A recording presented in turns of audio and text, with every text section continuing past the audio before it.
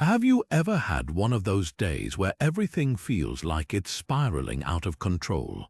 Maybe you second-guessed yourself in a meeting, scrolled through social media only to feel like everyone else has it figured out, or lay awake at night replaying every tiny mistake. That gnawing sense of insecurity, the voice that whispers you're not enough, is something we all battle. But what if I told you there's an ancient philosophy, tested by time and hardship, that can silence that voice for good? Stoicism, practiced by emperors, slaves, and modern-day leaders alike, isn't about suppressing emotions. It's about rewiring your mind to see challenges as fuel, criticism as fertilizer, and uncertainty as the very ground where confidence grows. Today, we're diving into 25 Stoic quotes that don't just bandage insecurity, they surgically remove it, replacing doubt with a certainty so unshakable, it feels like standing on solid rock in a storm. Picture this: 2,000 years ago, a Roman emperor named Marcus Aurelius ruled the most powerful empire on earth, while scribbling private notes to himself about handling rejection.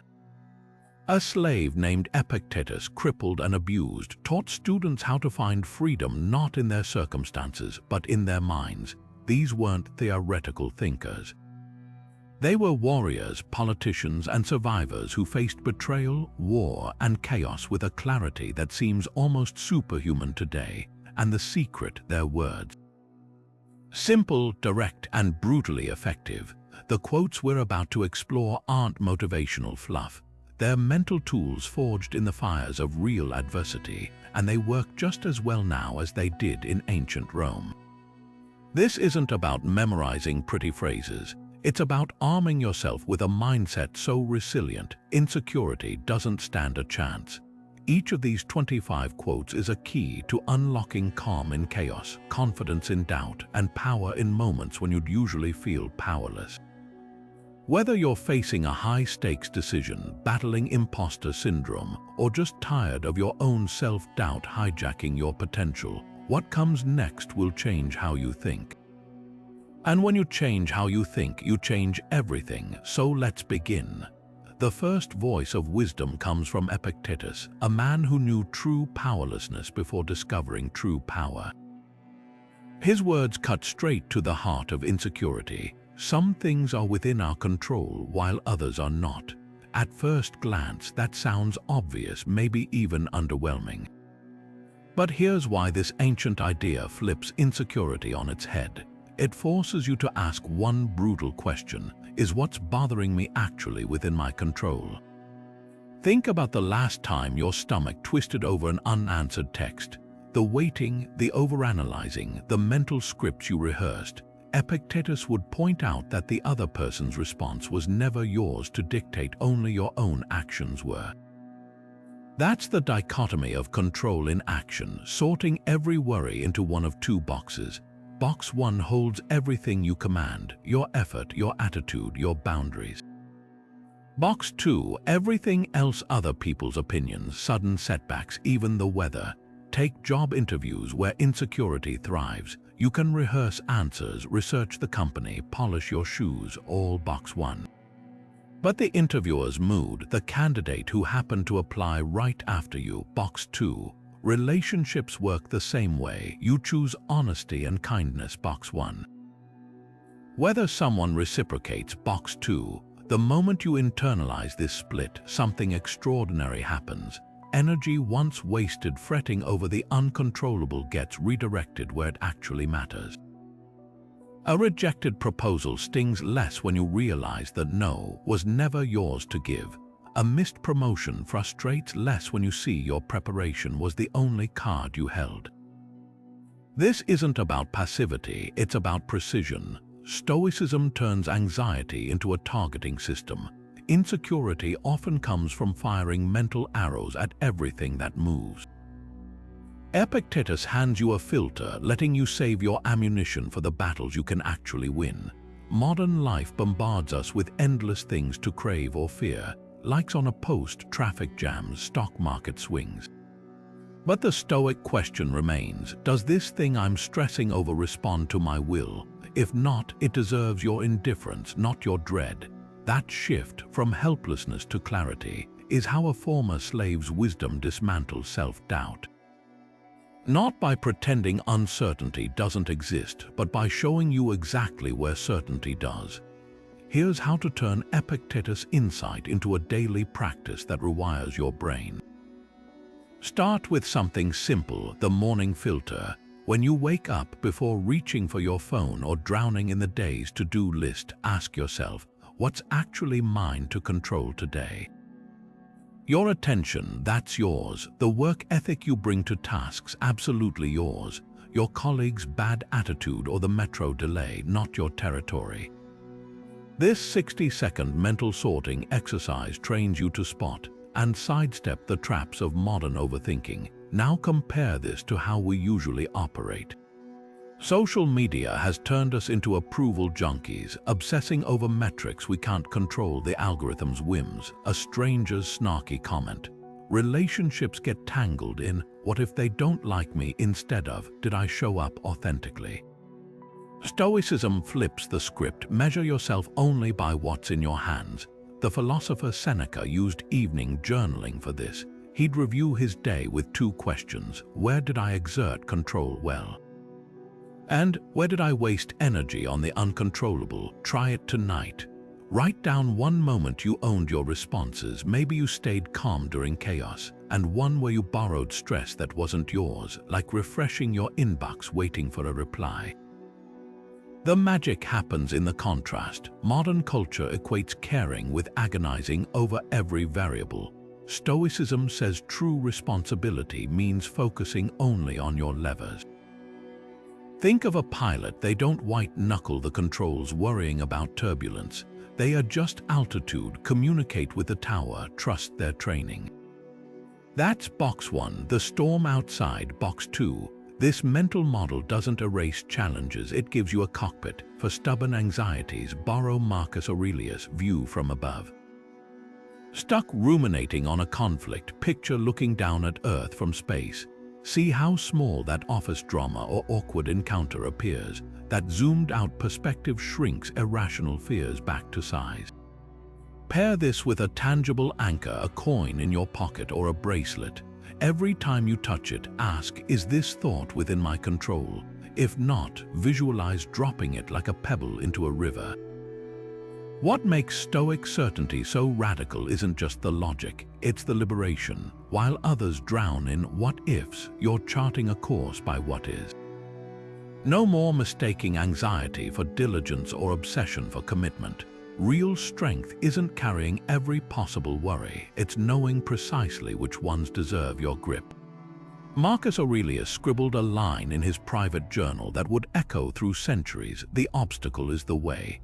At first glance, it sounds like something you'd see on a motivational poster, but when you unpack it, this phrase is a mental detonator.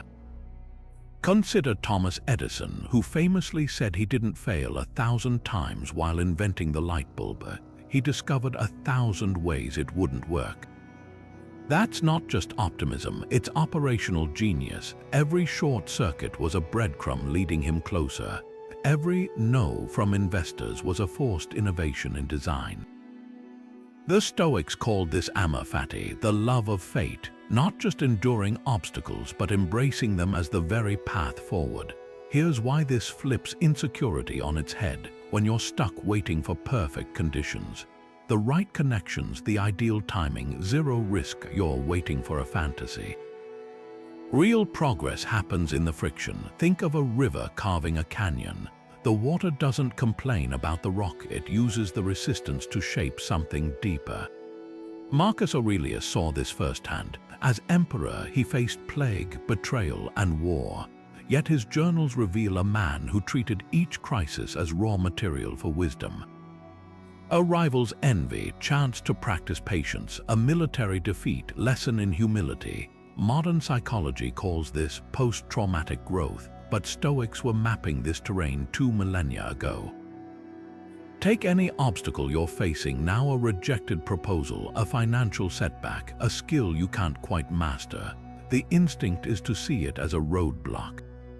The Stoic move, zoom out. That rejection isn't stopping you, it's steering you. Maybe toward a better fit, a stronger pitch, or revealing a blind spot. Edison's failures weren't setbacks, they were the curriculum. Apply this by asking 2 questions when you hit resistance. What is this teaching me that easy success couldn't? And how does this reveal a muscle I didn't know I could flex? A startup founder whose first product flopped learns more about real customer needs than any MBA program could show. An athlete sidelined by injury often returns with sharper mental discipline. Even daily nuisances are mistrained. A tech glitch become drills in adaptability.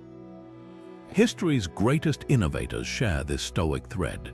J.K. Rowling's 12 publisher rejections forced her to refine Harry Potter's world. Steve Jobs' firing from Apple led to the creative detour that birthed Pixar. None of them knew they were on the way while in the thick of it. That's the key. Obstacles only reveal their gifts in hindsight. Your current struggle might be the exact grindstone sharpening you for what's next. So next time you face a wall, remember, it's not in your way, it is the way. Walk it. Consider how this ancient mindset applies to the modern battlegrounds of career and health, 2 areas where insecurity thrives. Imagine you've just been passed over for a promotion you worked years to earn. The initial sting is visceral doubts about your competence, resentment toward whoever got the nod, maybe even shame about how you'll explain it to family. But here's where Stoicism intervenes with surgical precision. That promotion, it was never fully in your control. The decision-maker's biases, office politics, even timing played their part. What was yours? The quality of work you delivered, the skills you honed, the professionalism you maintained. Those remain untouched by someone else's choice. This distinction isn't about dismissing disappointment, it's about redirecting focus to the unshakable ground beneath your feet, your growth, your integrity, your next move.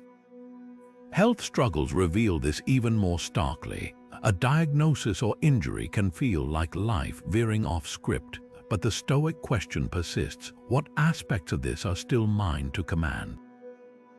Maybe it's your commitment to physical therapy, your attitude during treatment, or how you redefine purpose when old goals aren't possible. One cancer survivor described her journey this way: I couldn't control the cells, but I controlled how I showed up for every chemo session, not as a victim, but as a student of my own resilience. That's Amor Fati in action, loving fate by finding agency within limits.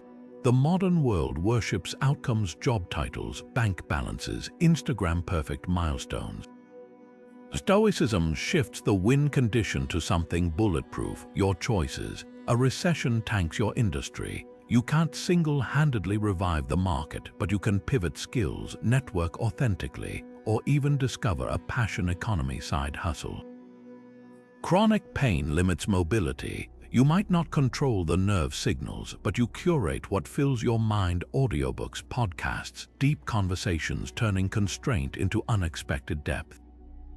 This mindset isn't wishful thinking, it's tactical. Studies on career resilience show those who focus on adaptable skills rather than fixed roles bounce back faster. Patients who frame recovery as mastering new norms rather than returning to the old normal report higher life satisfaction. Stoicism, it turns out, is backed by 21st century science. The happiest among us aren't those with the least adversity, but those who have learned to alchemize it. Practice this by flipping the narrative on any current challenge. Stuck in a dead-end job, that's your live lab for testing transferable skills, facing a scary medical scan.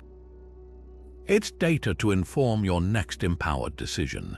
Even minor daily irritants: a cancelled flight, a rude customer, become reps in mental agility. The certainty you crave won't come from a world without obstacles, but from knowing you can metabolize any obstacle into fuel. That's the secret the Stoics carved into stone. The path isn't around the mountain, it's over it, one deliberate step at a time. Seneca, the philosopher who tutored emperors and navigated Nero's court, dropped a truth bomb that still explodes today: luck is what happens when preparation meets opportunity. At face value, it sounds like a cliché you'd find on a coffee mug, but when you dissect it through a Stoic lens, it becomes a weapon against one of modernity's most paralyzing plagues, imposter syndrome. That nagging voice whispering you don't belong here or they'll figure out you're a fraud doesn't stand a chance against Seneca's formula. Here's why: it replaces the myth of innate genius with the machinery of mastery. Take the stage fright phenomenon. A musician terrified of performing isn't lacking some magical performance gene. They're suffering from a preparation gap. Now contrast that with someone who's drilled scales for thousands of hours. When they step on stage, their fingers know the fretboard better than their mind knows doubt. That's not luck, it's compound interest on effort. The Stoics called this ascesis, disciplined practice so thorough it rewires your nervous system. An Olympic diver doesn't hope their body remembers how to twist midair. They've trained until the impossible becomes autonomic. This flips imposter syndrome on its head. That feeling of being fake often stems from comparing your behind the scenes to everyone else's highlight reel. But here's the Stoic reframe: what if you're not an imposter? What if you're just in the preparation phase? Every expert was once a beginner who refused to quit. Maya Angelou published her first book at 40, yet still feared exposure as a fraud. Why? Because she conflated her growth process with inadequacy. Seneca's insight cuts through that noise. You don't need to feel ready. You need to be ready through systematic work. Let's get tactical. Say you're pitching a client and your palms sweat just thinking about it. The insecure mind fixates on, do I deserve this? The prepared mind asks, have I done everything possible to serve them well? That shift from self-doubt to service is where confidence grows legs. Rehearse not until you get it right, but until you can't get it wrong. Record yourself, role-play objections, study the industry cold. By the time you walk into that meeting, you're not hoping for luck. You're carrying it in your briefcase. History's greats operated this way. Lincoln's legendary Gettysburg Address wasn't spun from thin air. It distilled decades of studying language and law. Serena Williams' overnight success followed years of pre-dawn drills. The common thread: they trusted the process more than their fleeting doubts. Preparation builds what no motivational quote can: a deep, quiet certainty that when the moment comes, your training will speak louder than your fears. So next time insecurity creeps in, ask Seneca's question: have I prepared so thoroughly that opportunity has no choice but to collide with me, not perfectly thoroughly? Because luck isn't a lightning strike. It's the slow burn of showing up day after day until you become the person who belongs exactly where you are. Here's how to engineer Seneca's luck through a 3-part Stoic preparation ritual, starting with visualization, but not the fluffy, daydreaming kind. The Stoics practiced premeditatio malorum, Latin for the premeditation of evils. Picture a surgeon running through worst-case scenarios before an operation, not to panic but to prepare. That's step 1. Before any high-stakes moment, a pitch, a difficult conversation, a performance, close your eyes and mentally rehearse everything that could go wrong. The projector malfunctions, your voice cracks, someone challenges your data. This isn't pessimism, it's inoculation. Ancient generals used this method before battles, envisioning battlefield chaos so they could adapt in real time. Modern studies show elite athletes who visualize both perfect routines and potential stumbles outperform those who only fantasize about success. Step 2 is skill stacking, the brutal, unsexy work of becoming undeniable. Stoics called this ascesis, the grind that transforms theory into reflex. A violin player doesn't just imagine flawless concertos. They drill scales until their fingers bleed, then heal stronger. Apply this by identifying the 3 core skills your goal demands and attacking the weakest one first. If public speaking terrifies you, join a Toastmasters group, not when you feel ready, but because you don't. Software engineer, code daily, even if it's just 30 minutes before work. The key isn't intensity, it's consistency so relentless your doubts can't keep up. Then comes step 3, contingency crafting. The Stoics didn't just plan for success, they built backup routes like engineers designing a bridge to withstand earthquakes. Take Julius Caesar crossing the Rubicon. He didn't just hope his gamble would pay off, he'd already secured alternate alliances, supply lines, and exit strategies. Your version might look like saving 6 months' expenses before launching a business, or having a Plan B script ready when negotiations stall. One tech CEO keeps what she calls a panic drawer, printed copies of her top 3 contingency plans, so when stress clouds her judgment, the backups are tactile and immediate. Combine these steps into a preparation loop, visualize failures to neuter their shock value, stack skills until your competence becomes quieter than your insecurities. Craft contingencies so setbacks feel like detours, not dead ends. That's how Stoics turned preparation into a superpower, not by avoiding uncertainty, but by becoming so adaptable uncertainty couldn't rattle them.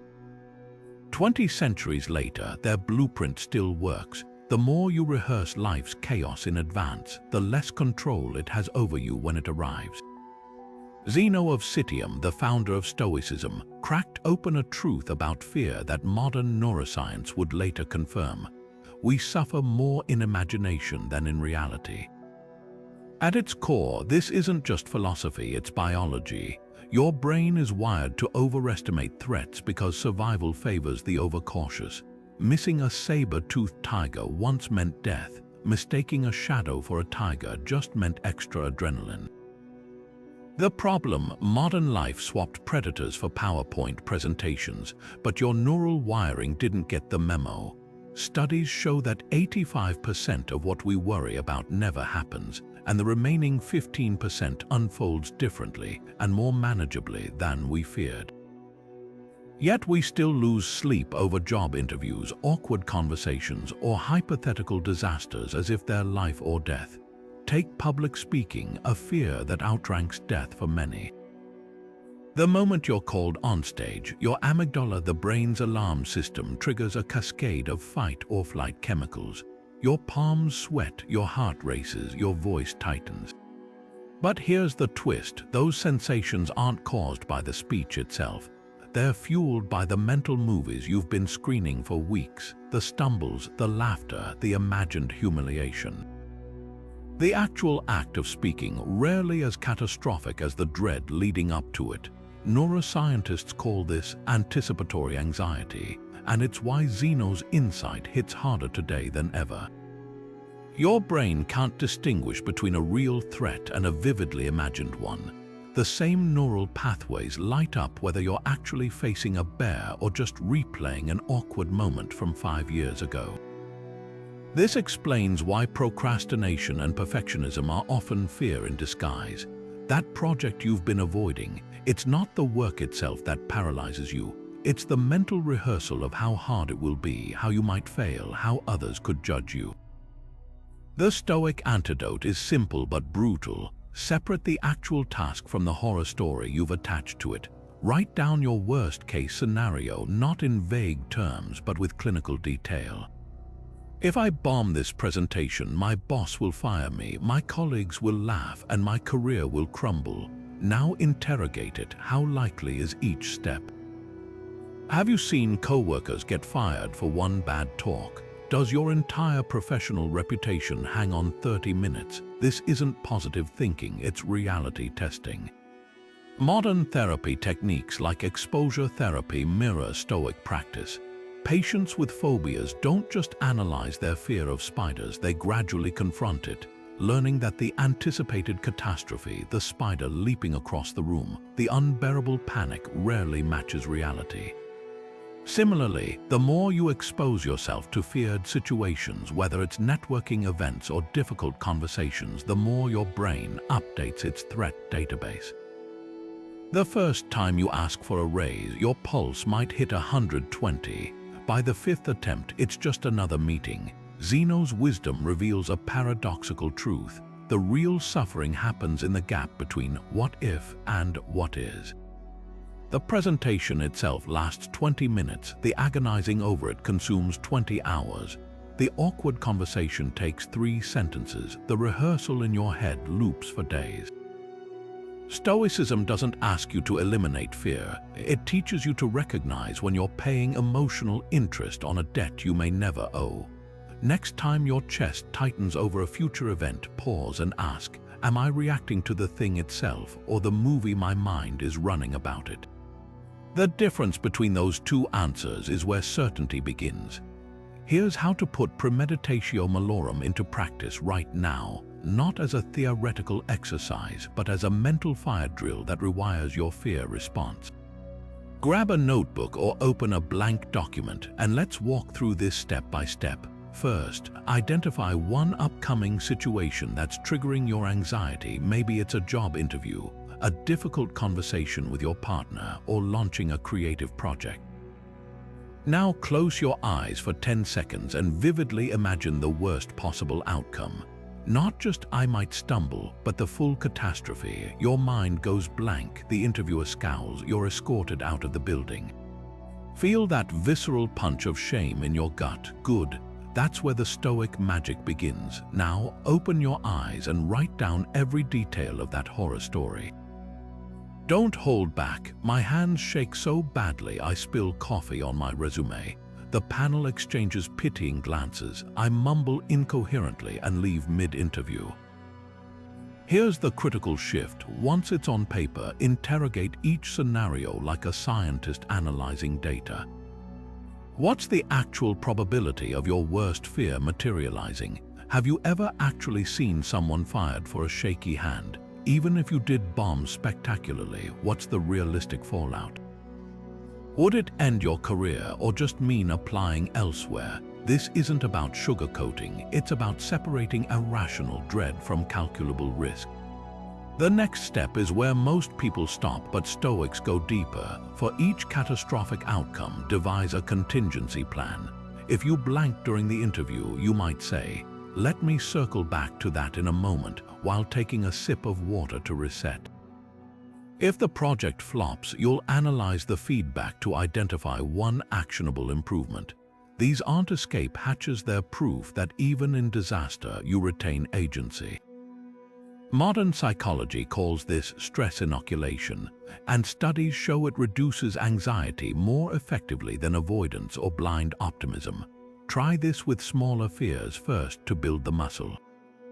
Stressed about an awkward dinner party, premeditate the disasters. You spill wine, offend someone's politics, sit in silence. Then script your responses, a self-deprecating joke for the spill, a pivot question for heated topics, even an exit strategy if needed. What you'll discover is what the Stoics knew. Most feared outcomes are survivable, often laughably so in hindsight. The real power of this practice isn't just neutralizing fear, it's reclaiming mental bandwidth. Hours once spent catastrophizing get redirected into preparation or peace. Those jittery pre-event moments transform from "what if I fail" to "I've survived my own imagination, reality will be lighter." That's the paradox of premeditatio malorum. By regularly visiting the depths of your fears, you stop living in their shadow. Musonius Rufus, the Stoic teacher whose exile made him more influential than ever, dropped a truth that cuts through centuries of human pretense. Difficulties show what men are. At first glance, it sounds like another platitude about resilience until you realize this isn't about proving strength to others. It's about discovering it within yourself.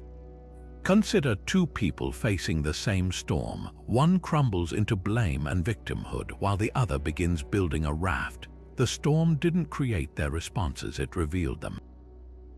That's the Stoic twist. Adversity isn't an interruption of your character, it's the unveiling of it. Now contrast this with the curated perfection of social media, where life looks like a highlight reel of promotions, vacations, and flawless relationships.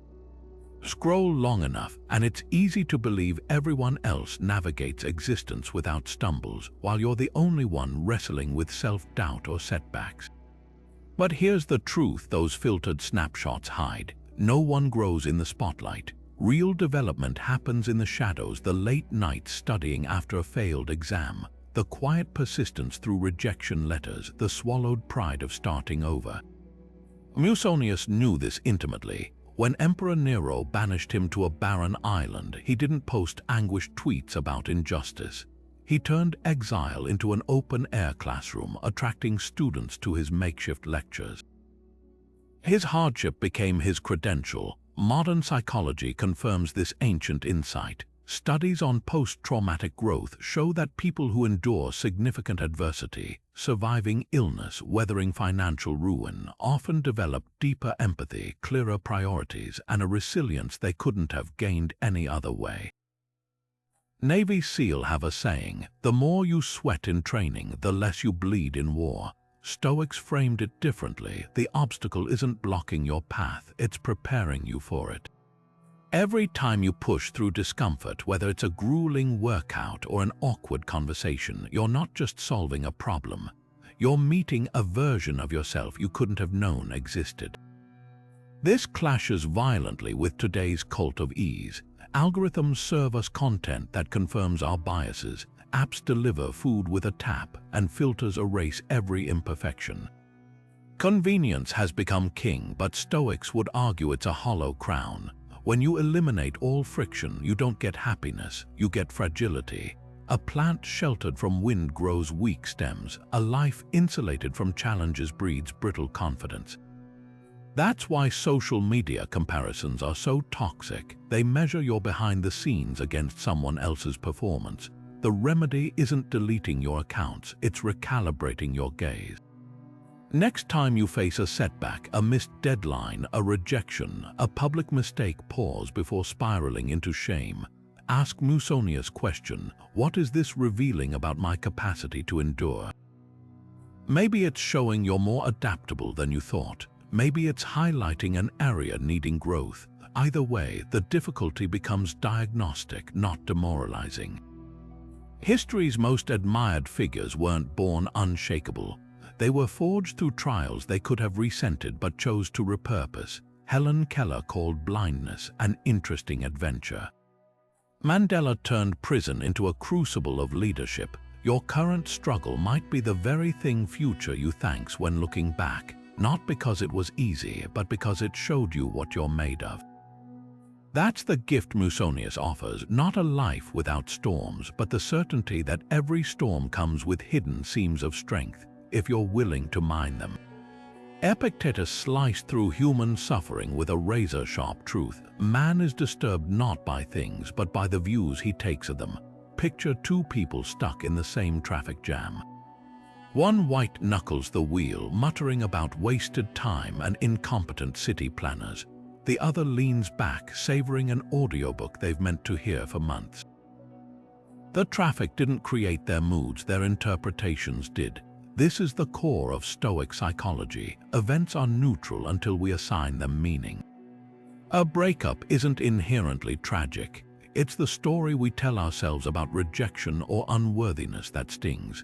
A missed flight isn't disastrous until we attach it to our identity as someone who always messes up.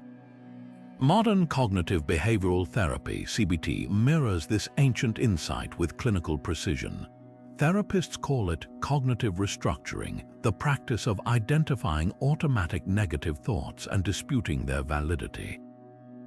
When a patient says, "My boss didn't reply to my email, she must hate me," CBT asks for evidence. Could the boss be swamped? Might the email have landed in spam? The Stoics practiced this mental audit 2,000 years prior. Epictetus trained his students to interrogate first impressions like skeptical scientists. That angry customer, maybe they're grieving, the silent treatment from a friend, perhaps they're battling depression. Here's where this gets practical. Next time you feel the heat of anger or the weight of sadness, pause and dissect the underlying narrative. Someone cuts you off in traffic and your pulse spikes, not because of their car, but because you've interpreted it as disrespect. Your colleague's critique lands hard not due to their words, but your belief that mistakes equal inadequacy. The Stoic move is to insert a mental speed bump between event and reaction. Ask, what story am I telling myself here? Is this the only possible interpretation? Consider how this reframing tool dismantles social anxiety, walking into a party feeling like everyone's judging you. That's not the room talking, it's your inner critic projecting insecurity, the Stoic alternative. Most people are too preoccupied with their own flaws to scrutinize mine. Even physical pain responds to this shift. Studies show chronic pain sufferers who view their discomfort as signals to adapt rather than punishments report higher life satisfaction. History's greatest leaders wielded this mental lever. Nelson Mandela reframed 27 years in prison as preparation to unite a nation. Viktor Frankl survived Auschwitz by finding purpose in suffering. Neither changed their circumstances, they rewired their perceptions. Your current challenge might be smaller in scale, but the principle holds. A failed project isn't proof of incompetence, it's data for iteration. A harsh comment isn't about you, it's about the commenter's unhealed wounds. Try this tonight. Journal one event that triggered strong emotion today. Then, list 3 alternate interpretations, 1 neutral, 1 positive, 1 absurdly creative. That argument with your partner, neutral, they're stressed about work. Positive, they care enough to engage passionately. Absurd, they've been replaced by an alien struggling with human emotions. The exercise isn't about Pollyanna positivity. It's about proving to your brain that every situation carries multiple meanings and you hold the pen. Epictetus' revelation wasn't just philosophical, it was neurological. MRI scans show that when we reinterpret events, the amygdala's fear response dims while the prefrontal cortex's reasoning lights up. Your thoughts aren't just passengers on your emotional ride, they're the drivers. Take the wheel.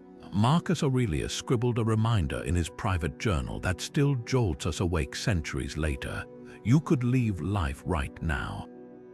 Not as morbid fixation, but as electrifying clarity. Most of us lives suspended between 2 illusions: that we have all the time in the world and that our current frustrations are permanent.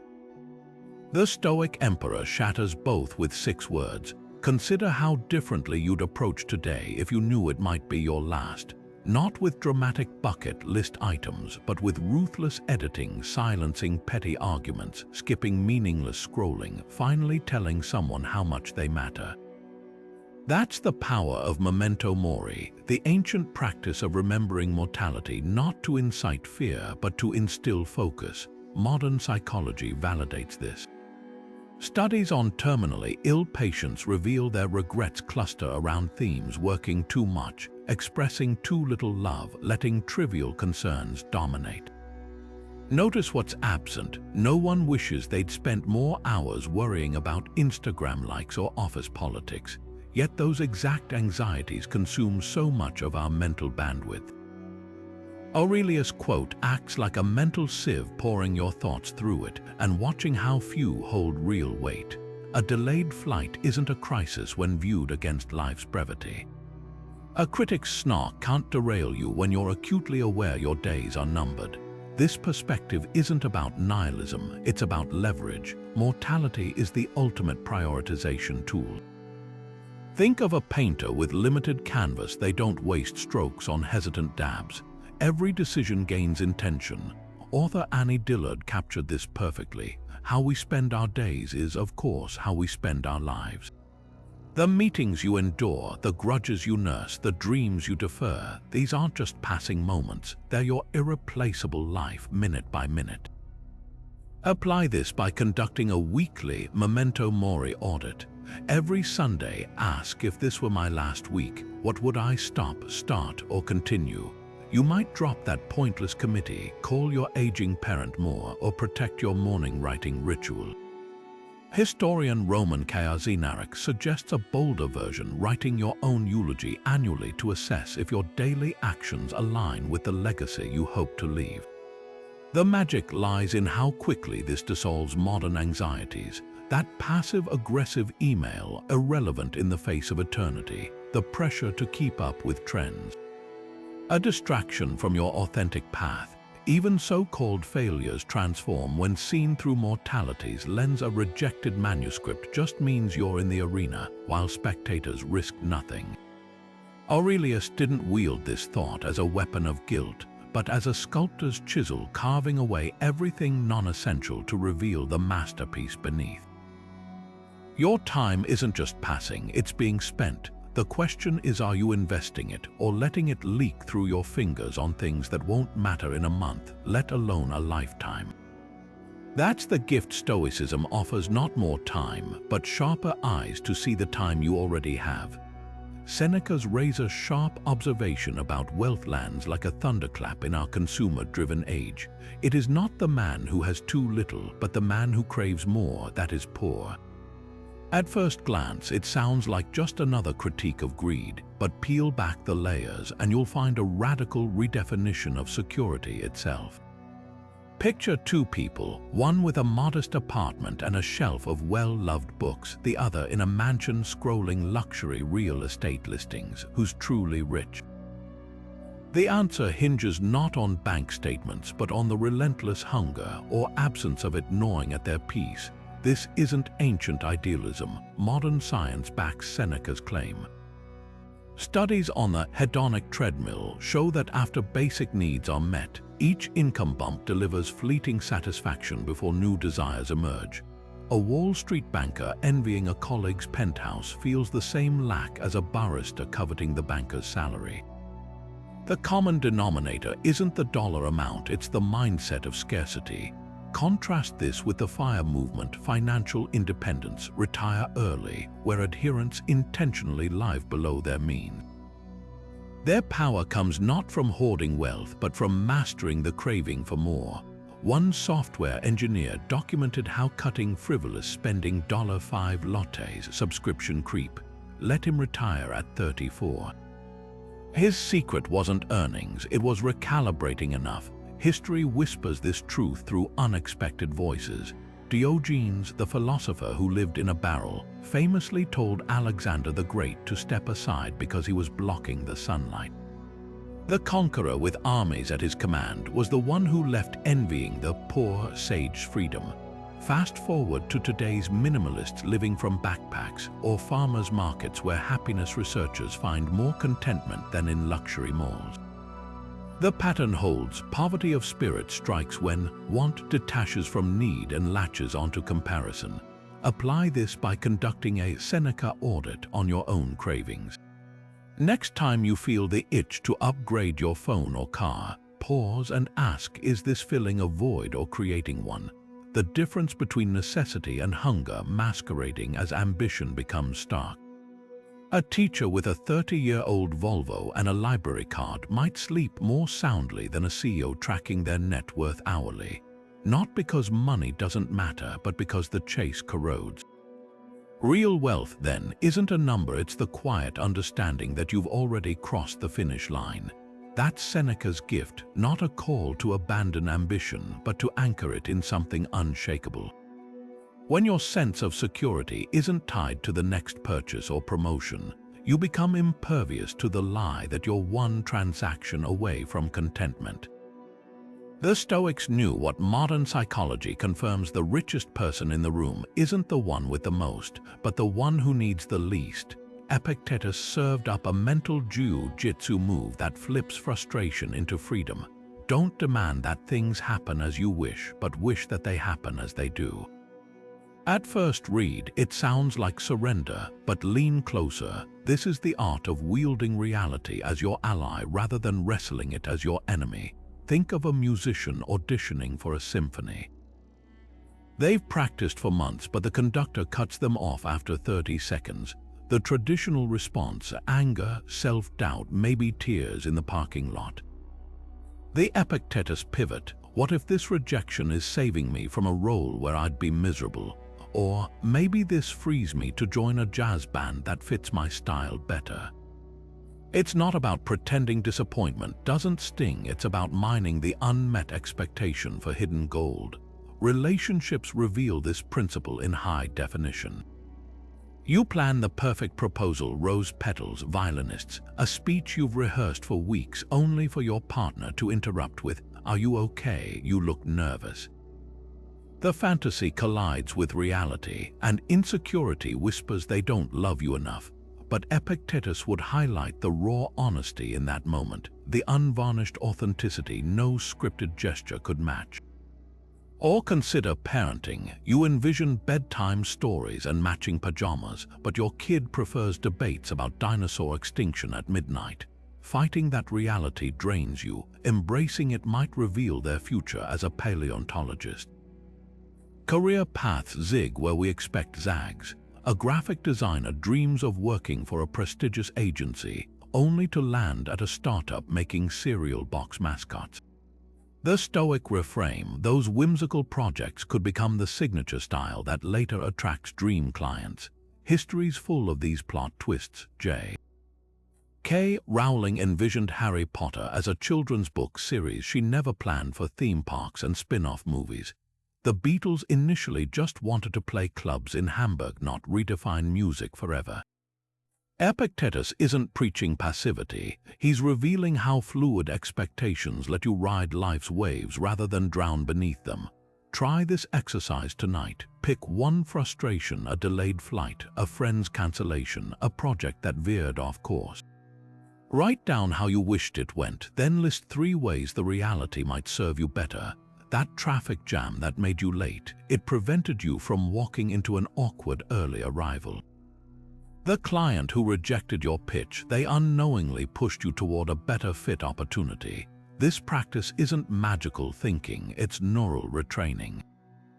MRI scans show that accepting what we can't change activates the prefrontal cortex, the brain's problem-solving hub, while resistance lights up the amygdala, the fear center.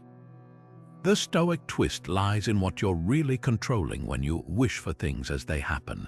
You're not bending the universe to your will, you're fortifying your mindset to engage with whatever comes. A sailor doesn't control the wind, but they can adjust the sails. That's the hidden superpower in Epictetus' quote, not just making peace with reality, but discovering how often reality was plotting in your favor all along. Marcus Aurelius, the philosopher king who ruled Rome at its peak, sliced through the noise of social comparison with 9 blunt words. Waste no more time arguing what a good man should be. B1. At first glance, it reads like a motivational poster, but when you sit with it, this quote exposes the absurdity of our modern obsession with measuring ourselves against others. Think about how much mental energy we expend scrolling through curated highlight reels, debating political ideologies online, or silently judging strangers in coffee shops. The emperor's point isn't about morality, it's about motion. Stop defining your worth by external yardsticks and start constructing it through daily action.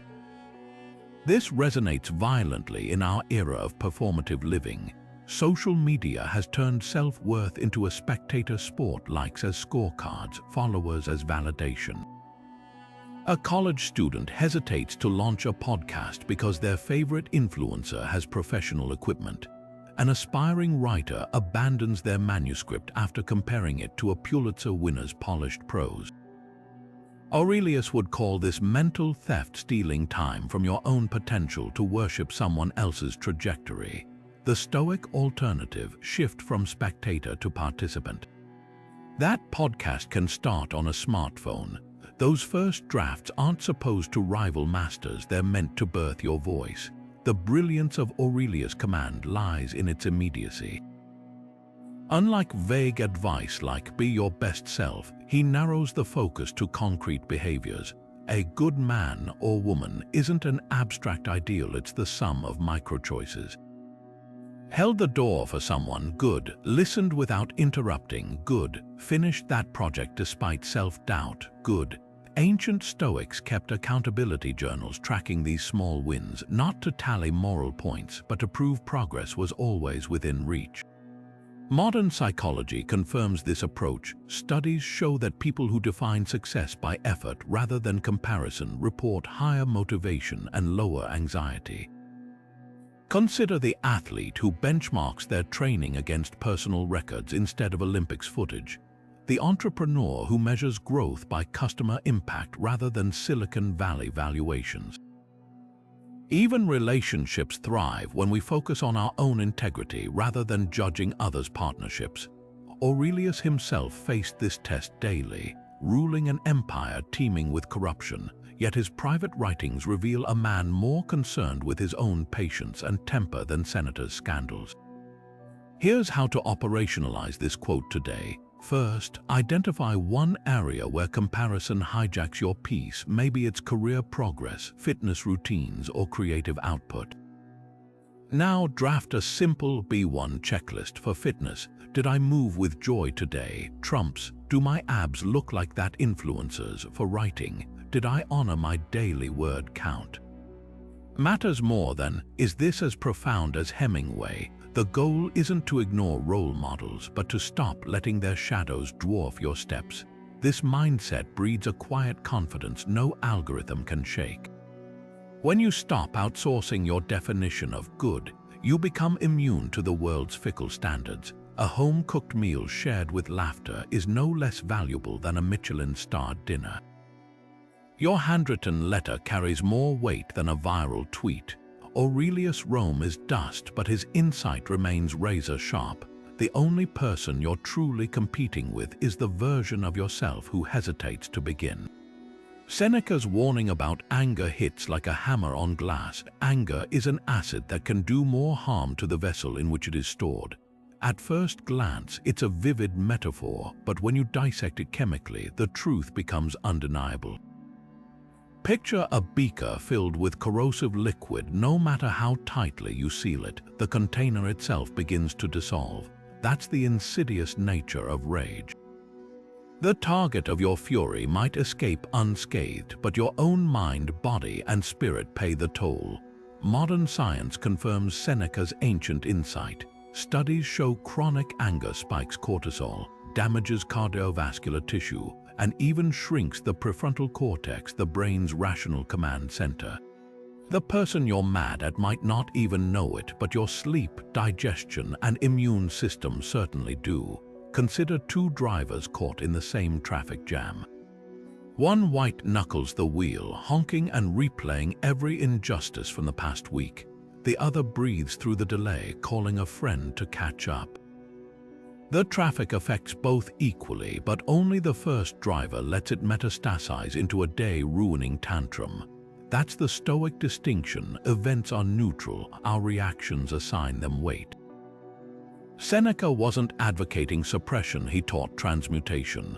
When insulted, instead of lashing out, ask, does this person's opinion define me? When betrayed, replace fantasies of revenge with a colder question. What does this reveal about their character, not mine? History's greatest leaders mastered this alchemy. Mandela transformed 27 years of prison anger into a blueprint for reconciliation. Lincoln channeled wartime fury into the Emancipation Proclamation rather than Confederate vendettas. Neither denied their emotions, they redirected them like engineers diverting a river to power a city. The Stoic practice of prosoch, mindful attention, helps catch anger at its spark. Next time your pulse quickens over a rude comment or unfair slight, pause and trace the emotion's anatomy. Is your rage actually about the present moment or an old wound this situation scratched? Often, what feels like righteous indignation is just past pain in disguise. Here's how to apply Seneca's antidote today. First, create an anger inventory. List 3 recent triggers, maybe a coworker's condescension, a partner's forgetfulness, or a stranger's cutting remark. Now for each, write the story you're telling yourself. They disrespected me, or they think I'm insignificant. Finally, challenge those narratives. Could the coworker be insecure? Might the partner have been overwhelmed? The stranger projecting their own hurt. This isn't excusing bad behavior. It's reclaiming your peace from others' chaos. The ultimate Stoic insight about anger isn't that it's wrong, it's that it's inefficient. Every minute spent simmering over a slight is a minute stolen from creativity, connection, or growth. Like acid left unattended, unchecked fury burns through potential, leaving only brittle residue. But channeled, it becomes the fuel for unshakable resolve. The difference lies not in feeling, but in focus. Will your fire destroy or forge? Seneca's words endure because they reveal a liberating truth. The vessel lasts longest when it learns not to hold the acid but to let it pass through. Epictetus, the philosopher who turned hardship into wisdom, offered a liberating perspective on criticism. If someone speaks badly of you, that's their problem. At first glance, it sounds like dismissive bravado, but embedded in this statement is a psychological master key. Picture two artists. One crumbles when a passerby scoffs at their gallery piece, while the other nods and keeps painting. The difference isn't confidence, it's understanding where opinions truly belong. Neuroscience reveals our brains are wired to prioritize social rejection as physical pain, an evolutionary leftover from when tribal exclusion meant death. But in today's world of hot takes and comment sections, that same wiring turns every critique into a potential threat. This principle shines brightest under professional scrutiny. Imagine presenting a bold idea in a boardroom when someone interrupts with, "That'll never work." The insecure mind spirals. Are they right? Am I foolish? The Stoic response begins with a simple question. What's the critic's track record? If they've built successful ventures, their words carry weight worth examining. If they're habitual naysayers, their input holds as much value as a fortune cookie. The deeper hack lies in categorizing feedback like a museum curator. Some pieces deserve center stage, others belong in storage, and a few need tossing outright. Relationships magnify this challenge. A parent's "when are you settling down?" or a friend's backhanded "brave outfit choice" can linger for years. Here's where Epictetus' wisdom becomes tactical. Visualize handing their words back like an overcoat they accidentally left at your house. This belongs to you. Their judgments reflect their values, insecurities, and limited perspectives, not your worth. Therapy techniques like cognitive distancing mirror this ancient practice, writing critiques on paper, then physically moving them across the table to symbolize emotional separation. Social media is the ultimate testing ground. One viral creator shares her 3-step filter for online hate. First, she asks, "Is this person in my target audience?" If not, their opinion is irrelevant. Next, does this critique help me improve? If yes, she extracts the lesson. Finally, is this comment about me or the commenter's bad day? Most trolls expose their own misery. This isn't about ignoring feedback, it's about developing selective permeability. History's most transformative figures faced withering criticism. Van Gogh sold one painting in his lifetime amid constant ridicule. Marie Curie's Nobel-winning research was dismissed as feminine fantasy. Their secret wasn't thicker skin, it was understanding that pioneers always outpace popular opinion. Next time criticism stings, try Epictetus' mental ledger. On one side, list the critic's qualifications and intent. On the other, your own track record and purpose. The balance sheet reveals whose problem it truly is. The ultimate freedom comes when you realize opinions are like weather. Some days bring rain, others sunshine, but none define the landscape of your soul. What others say about you is their autobiography. What you do with it becomes yours. Marcus Aurelius, the philosopher emperor who steered Rome through wars and plagues, left us a compass for turbulent times. The universe is change. Our life is what our thoughts make it. At first glance, it sounds like poetic resignation, but unpack it and you'll find an operating manual for thriving in chaos. Consider the metamorphosis of a caterpillar. Its entire biological identity dissolves into primordial soup before emerging winged. What if our resistance to change is just as unnatural as a caterpillar clinging to its larval form? The Stoic twist here isn't about passive acceptance. It's about recognizing that change isn't interrupting your life, it is your life. Modern neuroscience confirms this ancient wisdom. Our brains are prediction machines wired to crave stability. When faced with sudden shifts, a job loss, a breakup, a global pandemic, the amygdala sounds alarms as if reality itself has malfunctioned. But Aurelius reframes this dysfunction as the system working perfectly. Seasons turn, cells regenerate, civilizations rise and fall. Your discomfort comes not from the changes themselves, but from the fragile illusion that anything was ever static to begin with. This mindset shift transforms adaptability into a superpower. Think of bamboo in a typhoon. It bends violently but rarely breaks because its strength lies in flexibility, not rigidity. The tech industry embodies this principle through pivot culture. Instagram began as a check-in app called Bourbon. Slack started as a failed video game.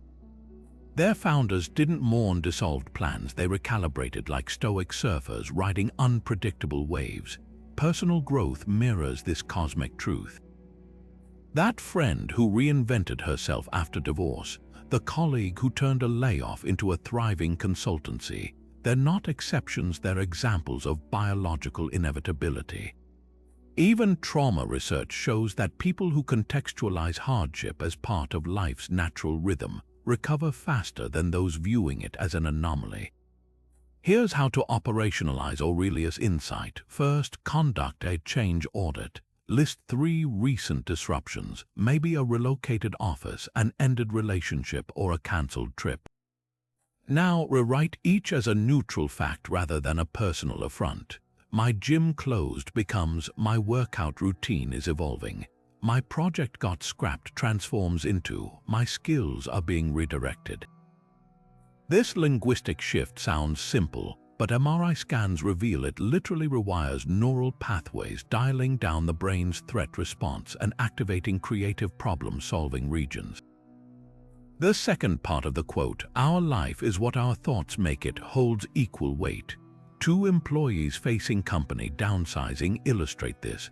One spirals into "I'm worthless," while the other strategizes, "What transferable skills have I gained?" Their external circumstances are identical. Their mental narratives forge entirely different realities. Cognitive behavioral therapy calls this reframing, but Stoics were practicing it millennia ago through morning and evening journaling rituals. Apply this tonight with a simple exercise. Recall a change that recently unsettled you. Write down the story you've been telling yourself about it. Then, craft 2 alternate narratives. One where the change is secretly working in your favor, another where it's simply a neutral turning point. The goal isn't to fabricate silver linings, but to prove to your brain that multiple interpretations exist. Like a filmmaker editing alternate endings, you'll realize you hold the pen to your life script. Aurelius didn't write these words in a palace garden, but on battlefields and sicts. His universe was one of constant upheaval, yet his journals reveal a man who found serenity not despite change, but within it. That's the ultimate Stoic confidence booster. When you stop fighting reality's current, you discover you've been swimming with the stream all along. The waves were never the problem, only your resistance to their motion. Seneca's piercing observation about time, "Life is long if you know how to use it," feels like a slap in the face to modern hustle culture. We're drowning in productivity hacks, yet somehow more overwhelmed than ever. The irony, the average human lifespan today is nearly double what it was in ancient Rome, yet we've perfected the art of feeling perpetually behind. Seneca wasn't just making a poetic point, he was exposing the math of existence. Time isn't scarce, our attention is. Think of a billionaire wasting millions on frivolities. That's us with our minutes. Every mindless scroll through viral videos, every meeting that should have been an email, every hour spent worrying instead of doing, that's wealth squandered. The Stoic approach to time management begins with a ruthless audit. Seneca practiced what he called time accounting, reviewing each evening where his hours had actually gone. Not just what he did, but how he did it. Was that conversation deep or distracted? Was his reading purposeful or procrastination in disguise? Modern tools like time-tracking apps reveal similarly uncomfortable truths. You might discover you've spent 93 hours this year in apps designed to hijack your focus, while your neglected guitar gathers dust. The gap between busy and productive isn't measured in minutes, it's measured in intentionality. Consider 2 professionals with identical schedules. One spends her lunch break scrolling celebrity gossip, the other learns Spanish through an audio course. In 5 years, one will have consumed 35 days worth of tabloid updates, the other will be bilingual. The raw hours were equal, the yield vastly different. This is Seneca's core argument: life feels short because we confuse motion with progress. Packing your calendar with back-to-back Zoom calls feels industrious, but often just creates the illusion of momentum. The antidote lies in what Stoics called prosoch, mindful attention to the present task. Multitasking is a myth your brain can't sustain. Research shows switching between tasks can drain up to 40% of your productive time. When writing, Seneca would isolate himself on his country estate, free from Rome's distractions. Your version might mean turning off notifications for 90-minute sprints or designating deep work hours. The goal isn't monastic isolation, it's resisting the temptation to fragment your focus. Here's where Stoicism clashes violently with modern productivity porn. Most time management gurus sell techniques to cram more in. Stoics advocate stripping away the non-essential. Marcus Aurelius scribbled in his journal, "Ask yourself at every moment, is this necessary? That unused gym membership, cancel it and take morning walks instead." The inbox zero obsession replaced with 3 scheduled email checks per day. Even relationships get filtered. How many friends are actually energy vampires in your life's limited runtime? The ultimate test is the deathbed audit. Imagine yourself decades from now reflecting on today. Will those 3 hours binging a mediocre Netflix series register as time well spent? Probably not, but the hour coaching your kid through homework, the 20 minutes journaling, the courageous decision to start that side project, those will shimmer in hindsight. This isn't about grinding every second, it's about calibrating your days toward what neurologists call resonant memories, moments dense with meaning that stretch psychological time. Practical application starts tonight. Borrow Seneca's evening ritual journal, 2 columns, time invested and time leaked, not to self-flagellate but to spot patterns. You'll likely notice 2 thieves stealing your lifespan. Procrastination disguised as preparation, endlessly researching instead of acting, and false obligations, events you attend out of guilt, not joy. The week following, implement Seneca's triad. Protect 1 hour daily for your highest leverage work, eliminate 1 meaningless task permanently, and reclaim 1 pocket of lost time, like commutes, for learning or reflection. What makes Seneca's quote so jolting is its liberating truth. You don't need more time, you need fewer distractions masquerading as priorities. The Roman who warned, "We are dying every day," also gifted us the remedy. Treat your hours like the non-renewable currency they are, and suddenly, life feels vast enough to hold both ambition and peace. Epictetus, the philosopher who transformed enslavement into liberation, delivers a mental grenade with this counterintuitive truth. Freedom is secured not by the fulfillment of desires but by their removal. At first glance, it sounds like a monk's austerity, but lean closer and you'll find a razor-sharp tool for slicing through modern malaise. Imagine 2 neighbors, one chasing the latest car model, designer wardrobe, and smart home gadgets, the other content with a well-worn jacket, a library card, and evenings free from credit card statements. Who's truly wealthy? The answer lies not in their possessions, but in the invisible leash of craving. One yanked by every targeted ad, the other severed by deliberate restraint. This flies in the face of everything consumer culture preaches. The entire machinery of modern commerce runs on manufactured desire. Social media convinces us we need influencer-approved skincare routines. Streaming services dangle must-watch series to fill our downtime, and planned obsolescence ensures our gadgets feel outdated within months. The Stoic alternative isn't poverty, it's selective engagement. Consider Diogenes, who lived in a barrel yet unnerved Alexander the Great with his contentment. Or modern minimalists who report higher life satisfaction after owning fewer than 100 possessions. The common thread, recognizing that every unbidden desire is a potential master, and true autonomy begins with deposing them. Break this down practically. That impulse to upgrade your phone. It's not about the device, it's about the itch of comparison when colleagues flaunt newer models. The dream vacation plastered across your feed, often less a genuine longing than a subliminal scorecard measuring keeping up.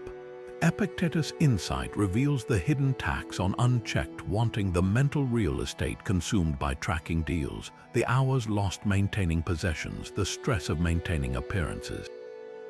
Remove the desire and you reclaim the resources, but here's where Stoicism transcends simple minimalism. This isn't about denying pleasure, it's about interrogating its cost. Take two approaches to dining. One person obsesses over Michelin-starred restaurants, reserving months in advance and documenting every course. Another savors seasonal vegetables from a local market, finding equal joy in simplicity. Both experience delight, but the second isn't hostage to escalating exclusivity. The Stoic practice of premeditatio malorum, imagining life without comfort, sharpens this discernment. Regularly ask, if I lost this tomorrow, could I still find peace? Relationships reveal this principle's depth. The toxic ex we can't stop stalking online, the colleague's approval we crave. These aren't connections but cages of our own construction. Contrast this with Marcus Aurelius' journal reflections on surrounding himself with people who reflected virtue rather than status. Modern psychology echoes this with attachment theory. The healthiest bonds exist when both parties are whole unto themselves, not completing each other like broken puzzle pieces. The ultimate freedom comes when desires shift from external acquisitions to internal benchmarks. Instead of hungering for a promotion, hunger for mastery. Rather than craving likes, crave creating work that satisfies your own standards.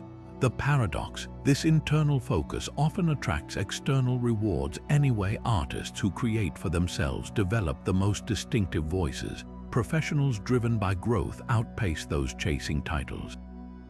Epictetus' maxim isn't anti-ambition, it's anti-slavery. Try this experiment for a week. Carry a notepad and tally every time you feel "I want," followed by something unnecessary, a new gadget, validation, someone else's life. Don't judge, just observe. By day 7, you'll hold a mirror to your mind's conditioning. Then practice selective removal. Delete one app that fuels comparison, unsubscribe from marketing emails, leave a group chat that drains you. Each cancelled desire is a broken chain. What makes this quote so radical today isn't its ancient origin, but its enduring relevance. In an age where algorithms are engineered to spark infinite wanting, Epictetus hands us the ultimate hack. The less you need to be happy, the more power you hold. Real wealth was never in the vault. It's in the voluntary simplicity of knowing you could walk away from it all and still be whole. Musonius Rufus, the Stoic teacher who turned exile into a classroom, dismantles modern status anxiety with one unflinching declaration: there is nothing shameful in hard work. In an era where job titles and LinkedIn accolades fuel self-worth, this ancient insight slices through societal illusions like a scalpel. Picture two graduates from the same university. One lands a prestigious consulting role but secretly loathes the grind. The other starts a landscaping business and finds joy in shaping living art with his hands. Who's more fulfilled? The answer unravels the lie that dignity comes from appearances rather than effort. History whispers this truth through unexpected voices. Michelangelo didn't chisel the David while wearing silk gloves. His hands were calloused, his back bent. Thomas Edison famously claimed genius was 1% inspiration and 99% perspiration. Even our language betrays the bias. We say someone ended up as a plumber or just a teacher, as if labor were a fallback rather than a forge for character. Musonius confronted this hierarchy head-on, teaching that no honest work is inherently superior, only the virtue we bring to it matters. A senator and a shoemaker, he argued, deserve equal respect if both pursue excellence in their craft. This clashes violently with today's performative hustle culture. Social media glorifies burning out at startups but scoffs at waking early to lay bricks. We idolize Steve Jobs' black turtleneck but ignore the farmer who grew the cotton. The Stoic correction is radical yet simple. Measure work not by its perceived prestige but by the integrity it cultivates.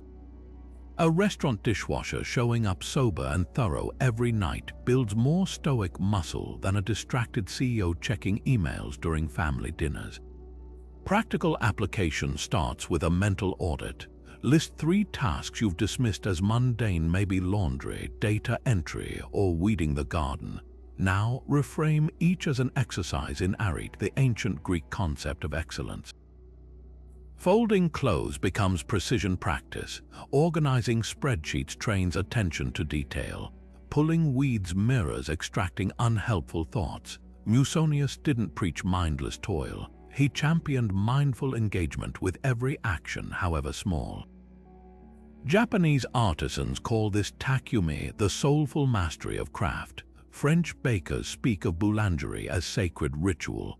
The common thread, dignity, flows from how you work, not what society stamps on your business card. Modern research validates this ancient wisdom. Studies on job crafting show janitors who view their work as healing spaces rather than just cleaning floors report higher life satisfaction. Behavioral scientists find that framing tasks as contributions rather than chores boosts both performance and happiness. Even neurobiology confirms that focused, hands-on labor, whether carpentry or coding, triggers flow states more reliably than passive consumption. The true power of Musonius' maxim emerges during setbacks. When layoffs strike or careers pivot, those who have internalized labor's inherent worth adapt faster.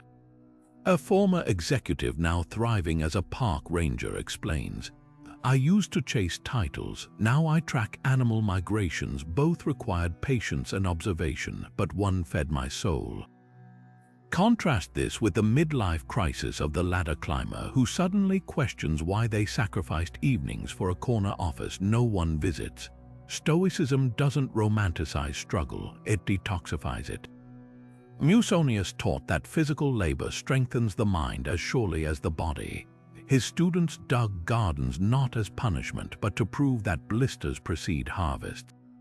Modern parallels abound. The programmer debugging through the night, the nurse soothing anxious patients, the parent mastering the art of bedtime negotiations. All are practitioners of Stoic ponos, the deliberate embrace of difficulty as growth.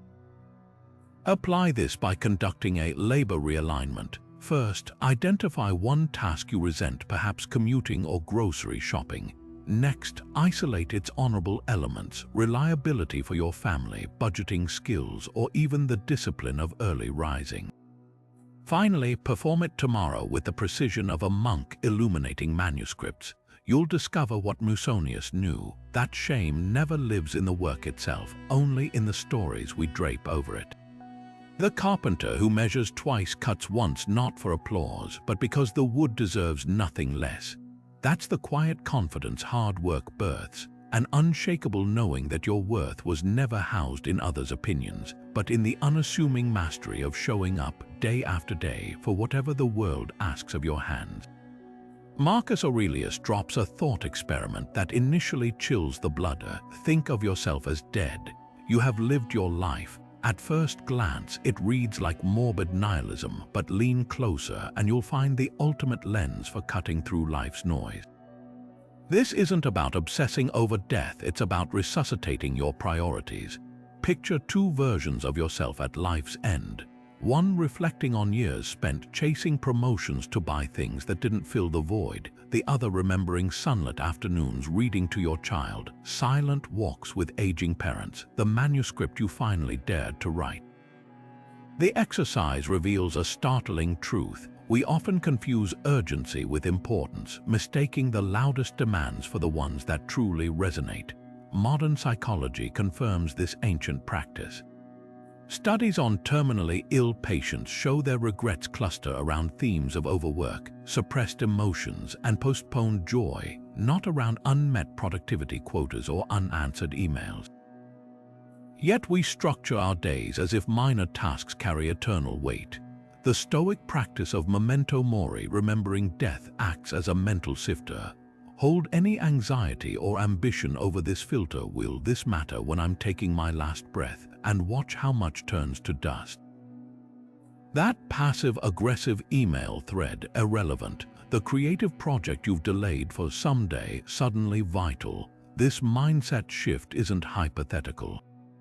Consider how Nobel laureate Oliver Sacks, upon learning he had terminal cancer, didn't rush to check off a bucket list. He deepened existing relationships and wrote more fiercely, describing his final months as the happiest of his life.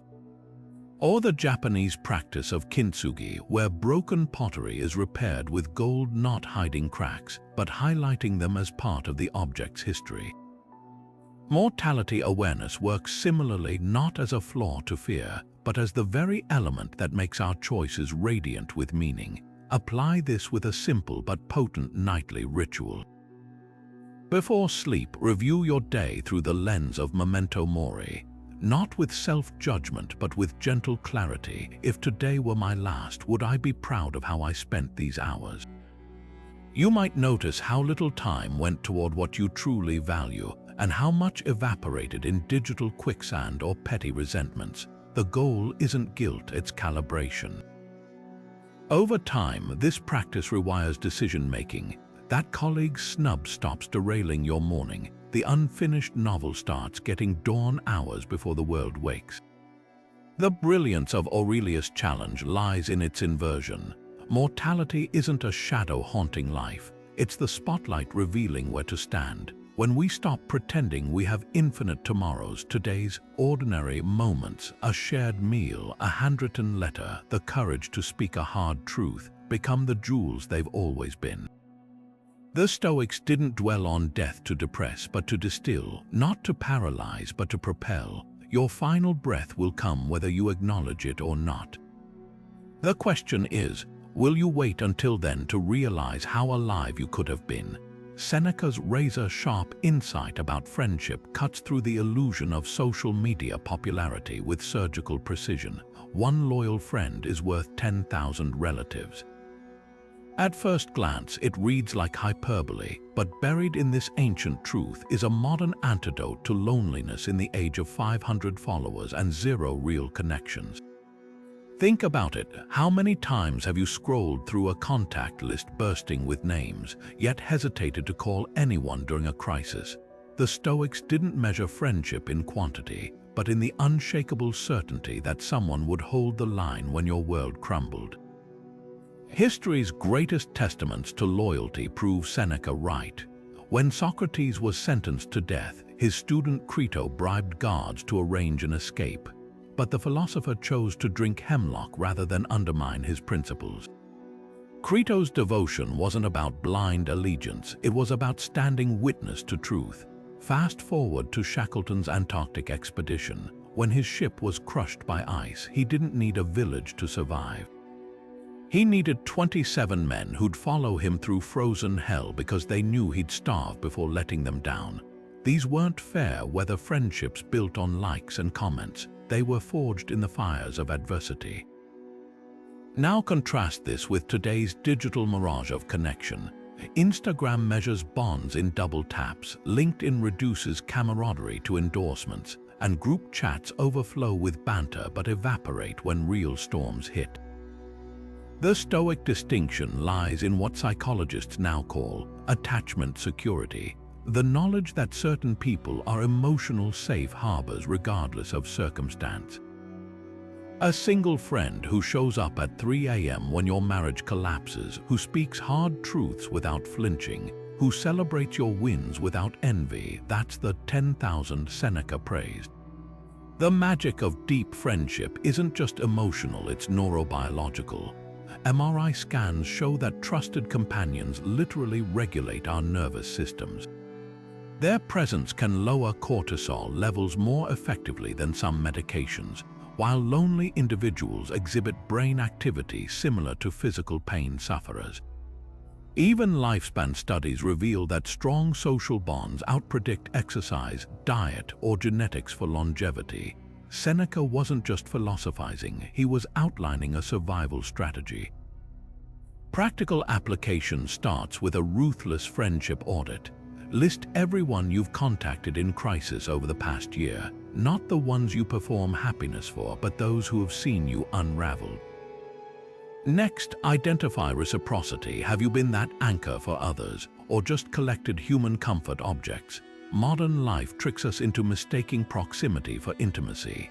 The coworker you lunch with daily might bolt at the first whiff of scandal, while the childhood friend you see twice a year would mortgage their home to bail you out. Cultivating Stoic-level loyalty requires vulnerability most social media discourages. Try this experiment. Instead of posting a highlight reel achievement, share a struggle with one trusted person and ask for counsel. Notice how the interaction deepens compared to performative sharing. The Roman soldiers who fought back-to-back knew something we've forgotten: real connection isn't about audience size, but knowing someone's got your blind spot. Ultimately, Seneca's quote isn't dismissing family, it's redefining value. Blood ties can be profound, but they're lottery tickets. Chosen family, the friends who become siblings of the soul, are earned through mutual grit and grace. In a world drowning in connection yet starved for contact, the Stoic prescription is clear. Stop counting followers and start cultivating allies. 10,000 acquaintances can't warm you like one fire-tested friend who'll stand in your ashes and help you rebuild. Epictetus, the former slave-turned-philosopher, delivers one of Stoicism's most liberating yet misunderstood principles. It's not what happens to you, but how you react that matters. At first glance, it sounds like a platitude you'd find on a motivational poster, but beneath the surface lies a radical framework for emotional sovereignty. Imagine two passengers on the same delayed flight. One spends 3 hours fuming, tweeting complaints, and stiffening with each announcement, while the other finishes a novel, strikes up a conversation with a stranger, and lands refreshed. The turbulence affected both equally. What diverged was their inner cockpit settings. This isn't about suppressing emotions or pretending hardship doesn't sting. Stoicism recognizes pain as inevitable. A job loss will hurt, a betrayal will burn, but suffering, that's negotiable. Modern psychology echoes this in response flexibility, the brain's ability to choose reactions rather than defaulting to conditioned patterns. Think of a firefighter entering a burning building. Their training doesn't prevent adrenaline, but it redirects it into deliberate action. Epictetus' insight works similarly. The event is the fire, your reaction is the hose. History offers vivid proof. Viktor Frankl, imprisoned in Auschwitz, documented how some inmates found meaning in sharing crusts of bread, while others collapsed into despair under identical conditions. Both faced starvation and brutality. What differed was their interpretive framework. Frankl later distilled this into his famous maxim: between stimulus and response there is a space. In that space is our power to choose. That space is where Stoics train. Here's how to cultivate it. First, practice the pause button technique. When triggered by a rude comment, a missed deadline, a personal slight, insert a 3-second mental buffer. In that gap, ask, what story am I telling myself about this event? A delayed train isn't inherently frustrating. It becomes so when you layer on narratives about wasted time or incompetence. The Stoic move is to strip back to raw facts. The train will arrive at 7:43 instead of 7:15. Everything else, the clenched jaw, the ruined evening, is optional. Next, adopt the courtroom drill. Imagine the event is a defendant and you're the judge demanding evidence. Your co-worker's terse email feels like disrespect, but what's the exhibit A? Could they be overwhelmed? Might your own insecurity be amplifying subtext? This isn't about excusing poor behavior. It's about reclaiming jurisdiction over your inner world.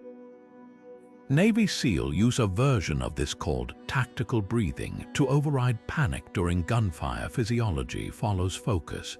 Real-world applications abound. A startup founder whose product tanks could spiral into shame, or mine the failure for market insights, A parent dealing with a teen's rebellion might take it personally or see it as necessary individuation. Even mundane irritants, a spilled coffee, a lost key, become training grounds. The coffee didn't ruin your morning, your interpretation did. Neuroscience backs this ancient wisdom. Brain scans show that labeling emotions, "I'm feeling anger about the traffic," reduces amygdala activity, while cognitive reappraisal, "This delay gives me time to listen to my audiobook," activates problem-solving regions. Essentially, Epictetus prescribed neuroplasticity 2 millennia before MRI machines existed. The ultimate test comes during true crises: illness, loss, or betrayal. Here, Stoicism shines not as a denial of pain, but as a framework for alchemizing it. When psychologist Kelly McGonigal studied people who viewed stress as enhancing rather than harmful, she found their bodies responded differently. Blood vessels stayed relaxed as during joy. The stressor didn't change, their reaction did. That's the Stoic secret. Events hand you raw materials, but you hold the blueprint for what to build. Apply this today with the weather report method. Just as you wouldn't blame clouds for your bad mood, stop personalizing external events. Rain isn't out to get you, it simply is. The same applies to that cancelled meeting or critical feedback. Your power lies not in controlling the climate, but in carrying an umbrella, or better yet, learning to dance in the downpour. Marcus Aurelius, the warrior philosopher who ruled Rome's chaotic empire, left us a compass for weathering life's storms. Accept whatever comes to you woven in the pattern of your destiny. At first glance, it could be mistaken for passive resignation, but buried in these words is a revolutionary approach to resilience. Picture a tree in a hurricane. Its branches bend violently, not because they've given up, but because their flexibility is encoded in their DNA. The Stoic twist here: what if our struggles aren't interruptions of our path, but the very thread stitching it together? Modern science now catches up to this ancient insight. Research on post-traumatic growth reveals that adversity doesn't just leave scars, it can rewire the brain for greater adaptability. Navy SEALs describe a phenomenon called forging, where the extreme stress of training literally reshapes neural pathways, transforming panic into precision. This isn't about romanticizing suffering. It's about recognizing that challenges often carry hidden curricula. The breakup that teaches emotional intelligence, the career setback that forces skill diversification, even the illness that reveals inner strength. These aren't random bolts of lightning, but forged fires tempering your unique alloy. Consider how this reframes everyday frustrations. A cancelled flight isn't just an inconvenience, it's an unexpected chance to finish that book or strike up a conversation with a stranger who might change your trajectory. The project that gets scrapped after months of work, that's not wasted time, it's a masterclass in detachment and iteration. Psychologists call this sense-making, the brain's attempt to weave chaos into coherence. The Stoics went further, suggesting that coherence was there all along. We just need the perspective to see it. History's most resilient figures embody this principle. Beethoven's deafness didn't destroy his music, it forced him to compose symphonies no one had ever heard, quite literally. Frida Kahlo's chronic pain birthed paintings that crackled with raw vitality. Neither chose their hardships, but both responded by alchemizing them into art that still moves us. Modern parallels abound: the entrepreneur whose bankruptcy became the soil for a more authentic venture, the athlete whose injury revealed a passion for coaching. Destiny's pattern often only becomes visible in hindsight. Practical application starts with a simple shift in framing. Next time you face an obstacle, ask 2 questions. What is this here to teach me that comfort couldn't? And how might this be preparing me for something I can't yet see? A study at the University of Virginia found that people who viewed stressful events as challenges rather than threats performed 23% better under pressure. This isn't magical thinking, it's tactical cognitive reframing. The same event, A job loss, a rejection, can be a tombstone or a stepping stone based entirely on the narrative you construct. The deepest power of Aurelius' quote lies in its quiet liberation. When we stop resisting life's inherent unpredictability, we start noticing how often apparent detours lead to vistas we'd never have found on the planned route. Like a river carving a canyon, the water doesn't debate the rocks, it uses them to shape something grander. Your current struggle might be the exact friction needed to polish you into the person your future self will thank you for becoming. Not because everything happens for a reason, but because meaning can be woven from anything if you hold the loom. Seneca slices through our modern obsession with fresh starts and wanderlust with 6 razor-sharp words. You change your sky, not your soul. At first glance, it feels like a buzzkill for anyone dreaming of reinvention in Paris or Bali. But when you unpack it through the lens of modern psychology, this ancient insight exposes the grand illusion of geographical cures. Think about the last time you fantasized about moving. Was it truly about the new city, or the hope that somewhere out there, a different version of you was waiting to emerge? Studies on relocation psychology reveal a startling pattern. People who flee problems rather than face them carry their emotional baggage intact, only with new stamps on their passport. Consider the digital nomad who bounces between co-working spaces in Lisbon and Chiang Mai, yet still feels the same restlessness that haunted their cubicle back home. Or the New Yorker who trades rent stress for Nashville's affordability, only to realize their anxiety didn't come from skyscrapers but from unresolved patterns of overwork.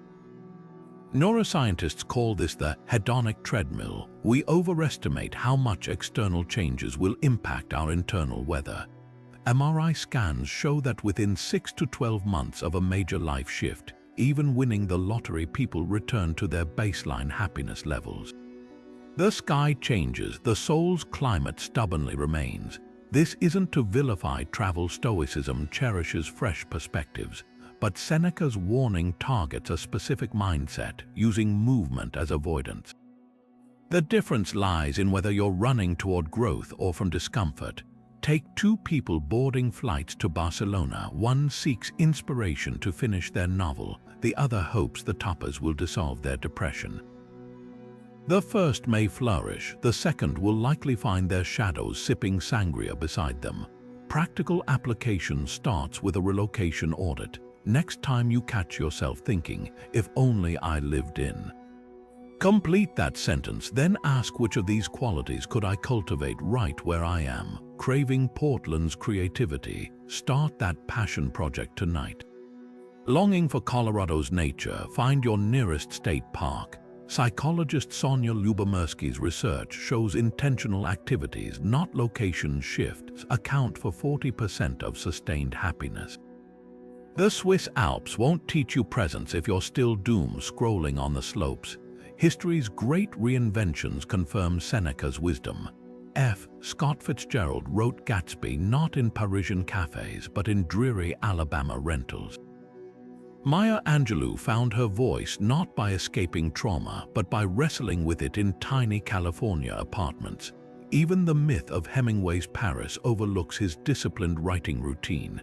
The cafes were just his office. The sky was incidental, the soul's work happened within.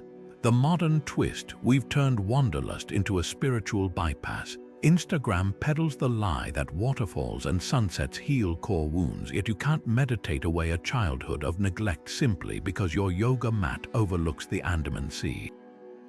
Real transformation requires the courage to sit still long enough to unpack your psyche's suitcases. Try this instead of planning your escape. Conduct a here and now experiment.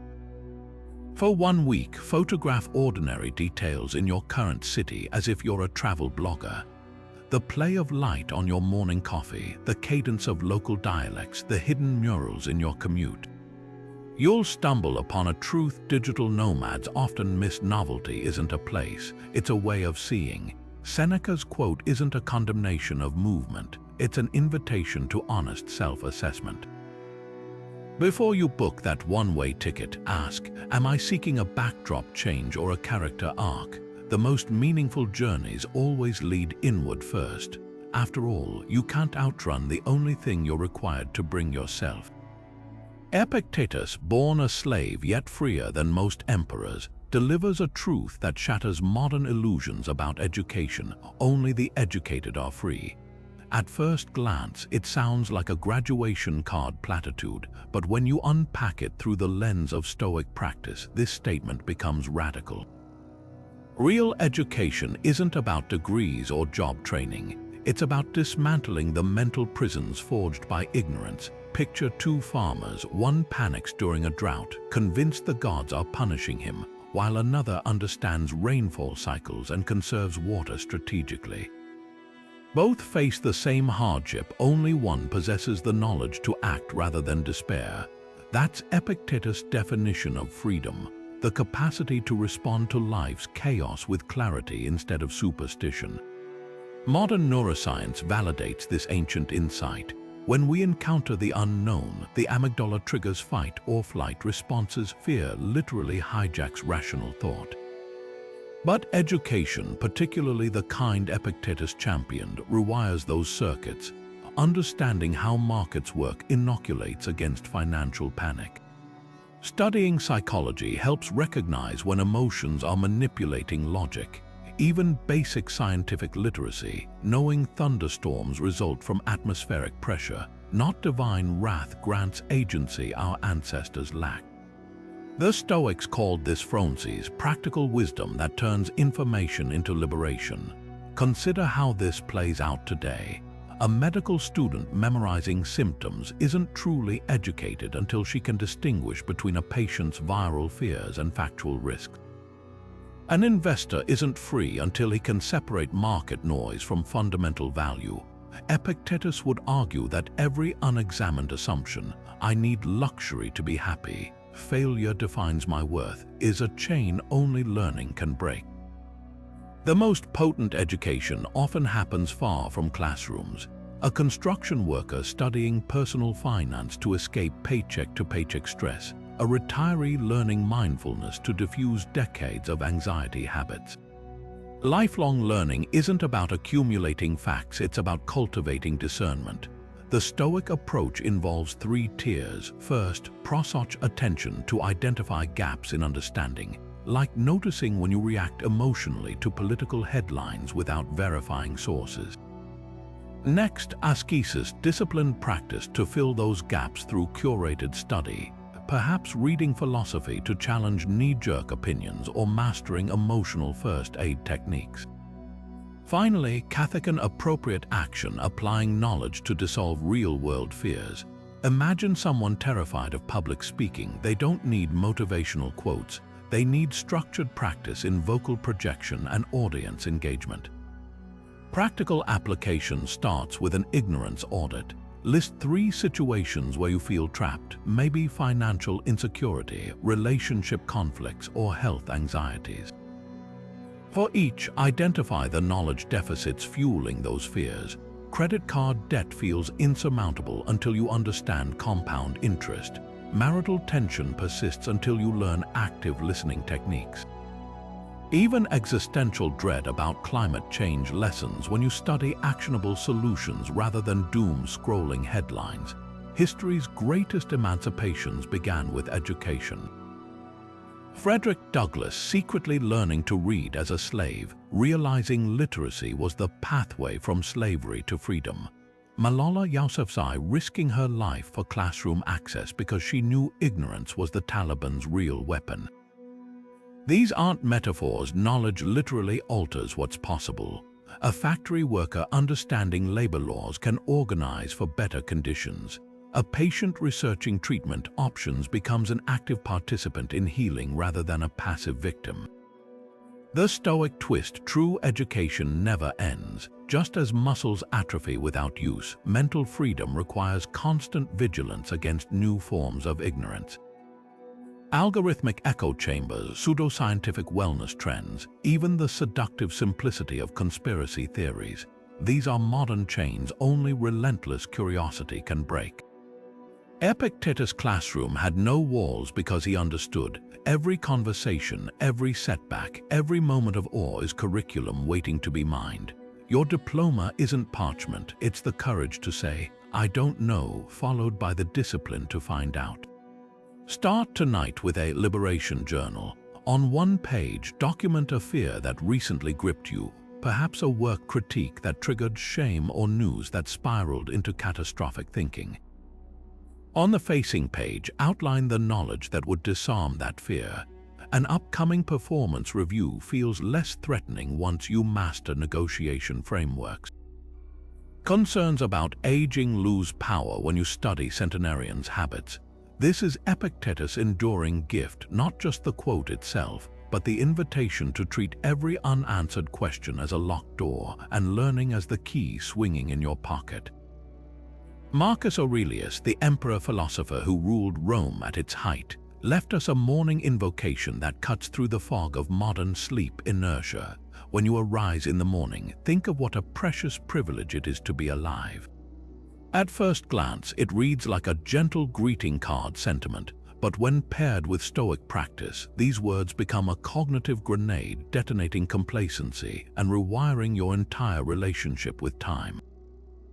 Unlike today's productivity gurus pushing 15-step routines optimized for viral appeal, Aurelius offers something far more radical, a single moment of existential recalibration before your feet even touch the floor. Let's dissect why this simple ritual outperforms any bullet journal hack. Neuroscience reveals that the first 10 minutes after waking prime your brain's emotional tone for hours. The Stoic morning pause acts like a neural circuit breaker, interrupting the default scramble for phones and to-do lists with a visceral reconnect to mortality's clarifying power. Picture two versions of your morning, one where you immediately check emails and social notifications, your amygdala hijacked by others demands before you've taken a full breath, the other where you lie still just long enough to register the miracle of your beating heart, the gift of another sunrise you didn't earn and aren't promised. The difference isn't just philosophical, it's electrochemical. Studies on effective priming show starting the day with intentional gratitude reduces cortisol spikes by nearly 30% compared to reactive wake-ups. Now weave this into a practical Stoic morning template. First, the negative visualization warm-up before opening your eyes. Imagine one thing you take for granted that's gone today: your sight, your home, a loved one's voice. This isn't morbid, it's neurological judo. By briefly touching the void, you reset your brain's hedonic adaptation. That first sip of coffee tastes richer when you've contemplated its absence. The chaotic morning commute feels lighter when you've visualized being bedridden. Next, the dichotomy of control inventory. List 3 challenges you'll face today: a difficult meeting, a household chore, a creative block, and mentally sort them into what's truly yours to command your preparation, your attitude versus what isn't others' opinions, technical glitches. This 60-second drill trains your mind to conserve emotional capital for battles worth fighting. Contrast this with how most of us start our days, checking phones still bleary-eyed, absorbing the world's chaos before we fortified our inner citadel. Ancient Stoics called this prosoch, the discipline of attention's first movements. Your smartphone isn't evil, but handing it your nascent attention is like letting a stranger dictate your day's opening paragraph. One Texio practices what he calls the first 15, no screens until he's journaled, moved his body, and set a singular priority. His metric, not productivity, but the quality of his first unforced smile before breakfast. The magic lies in ritual's compounding effect. Over months, this practice rewires your baseline perception. The colleague who used to irritate you becomes a fascinating study in human behavior. The delayed train transforms into found time for reflection. Even pain gains new dimensions. A stubbed toe isn't just annoyance, but proof of a nervous system that works. This isn't about ignoring life's grit. It's about meeting it with eyes wide open. Modern psychology calls this cognitive reappraisal.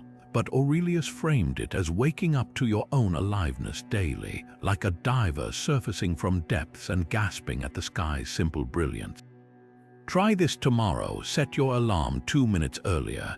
In that sliver of darkness before dawn's distractions, let mortality's whisper do what no motivational quote can: dissolve the trivial, amplify the essential, and remind you that today, with all its frustrations and wonders, isn't a given but a fiercely improbable gift. The Romans had a saying: carpe diem wasn't about reckless indulgence, but about plucking each moment like ripe fruit, knowing the orchard wasn't yours to own. Your morning routine begins not with coffee or push notifications, but with that quiet reckoning, the one that turns ordinary days into conscious lives.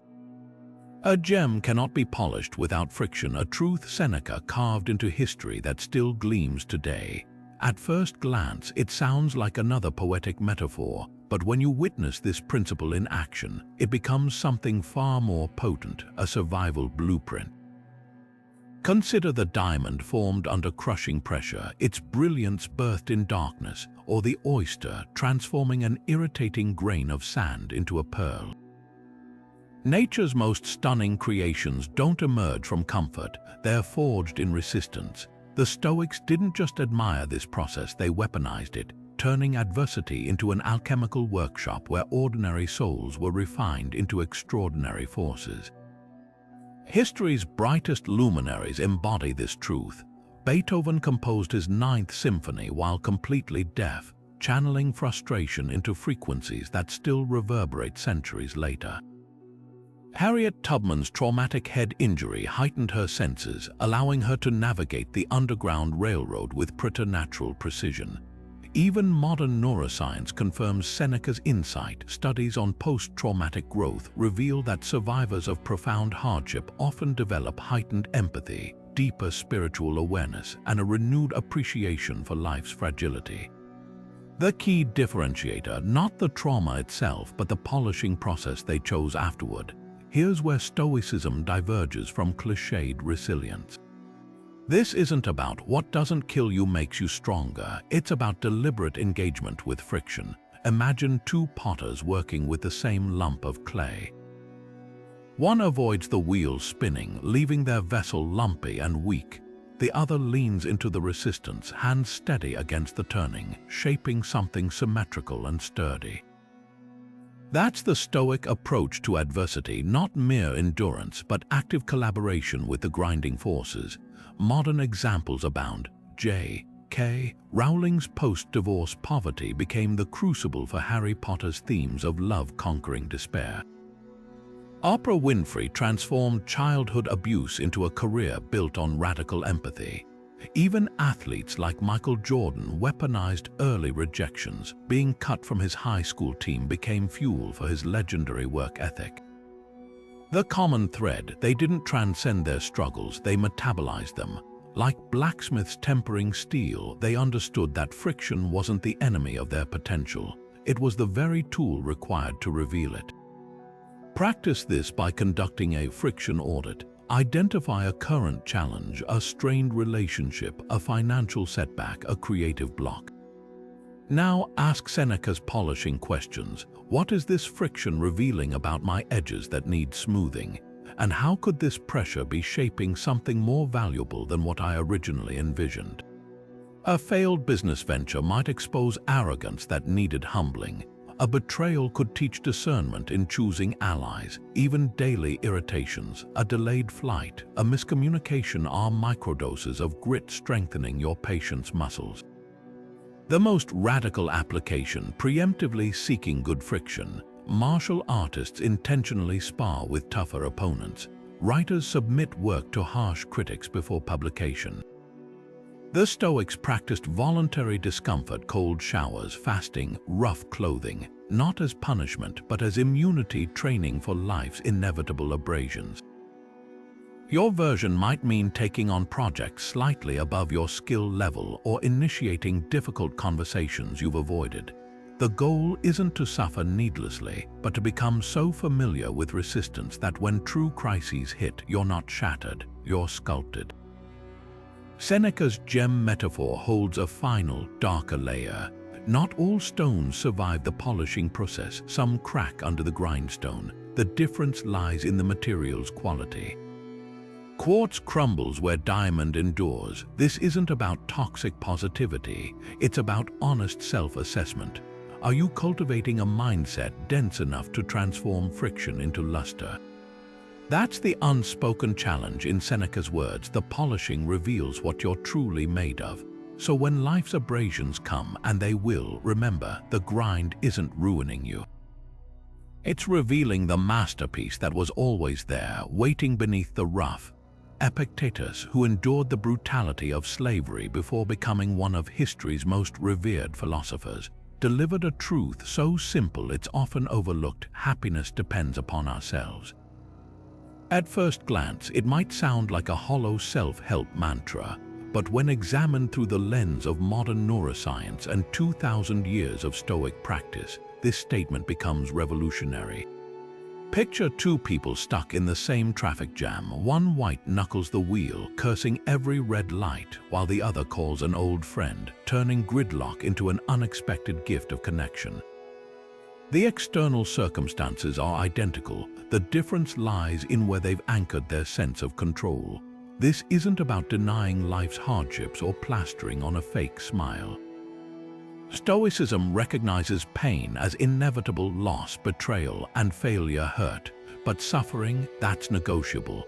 The key lies in what psychologists call locus of control, the degree to which we believe we influence events versus being at their mercy. Studies show that individuals with an internal locus of control, those who attribute outcomes to their own efforts and choices, experience less stress, higher achievement, and greater life satisfaction than those with an external locus who blame fate, luck, or others. MRI scans reveal why when we focus on actionable responses, the prefrontal cortex, the brain's problem-solving hub, lights up, dialing down the amygdala's panic signals. Consider how this plays out in daily life. Two employees receive critical feedback in a performance review. One spirals into "my boss hates me," while the other asks, "what specific skills can I improve?" The first is chained to their manager's opinion. The second retains agency. Romantic relationships follow the same pattern. The partner who thinks "they complete me" sets themselves up for devastation when conflicts arise, while the one who says "I choose this person daily" builds resilience.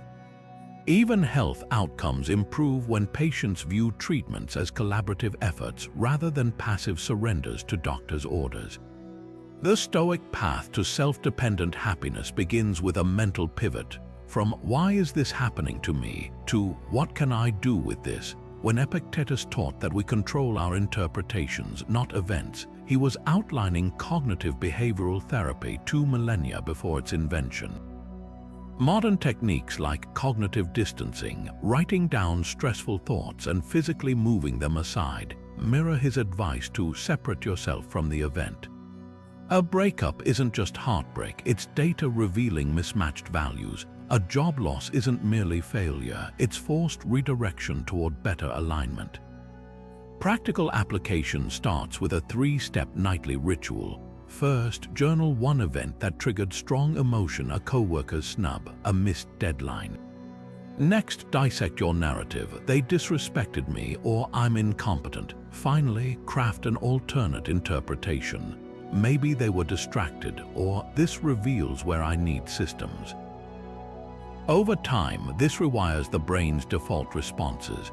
Research on neuroplasticity confirms that consistently reframing challenges strengthens neural pathways associated with resilience, literally making happiness more accessible.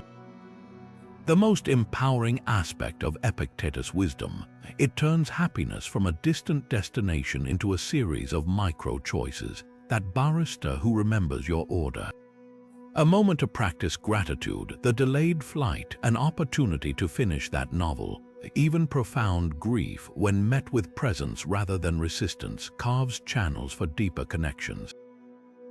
Neuroscientist Richard Davidson found that long-term meditators, people who have trained their minds to observe without clinging, show remarkable activity in the left prefrontal cortex, the region linked to contentment. They haven't eliminated suffering, they've changed their relationship to it. Ultimately, the ancient Stoics and modern science converge on the same truth. Happiness isn't the absence of problems, but the quiet confidence that you can meet whatever arises with clarity and purpose. It's not a feeling to be caught, but a muscle to be built, one deliberate thought, one conscious response at a time. The storms will come. The question is, will you let them determine your skies, or will you become the unwavering horizon they break against? That's the gift Epictetus offers, not a life without pain, but the unshakable certainty that your peace was never held hostage by circumstance to begin with. Let me tell you about the year everything fell apart and how 25 scraps of ancient wisdom became my lifeline. It started with a layoff, then a health scare, and suddenly I was spending sleepless nights questioning every decision I'd ever made. That's when I stumbled on Marcus Aurelius' weathered journals and Epictetus lectures, not as dusty philosophy, but as survival tools. I taped one quote to my bathroom mirror each morning. The first week felt like faking it. The obstacle is the way, glaring at me while I refreshed job portals, but something shifted by day 12.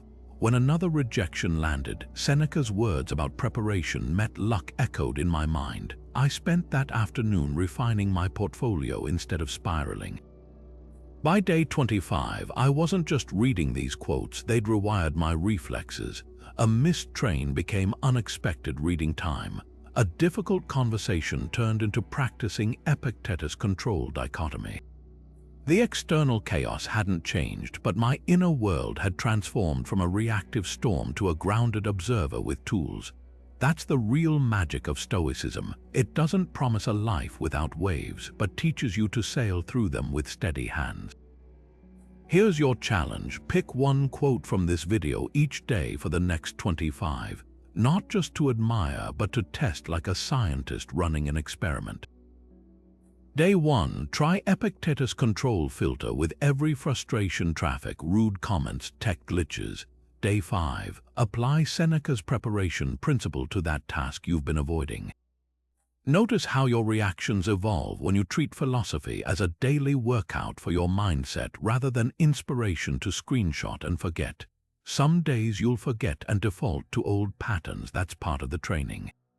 The key is returning like a musician picking up their instrument after missing practice. Because here's the secret I learned the hard way.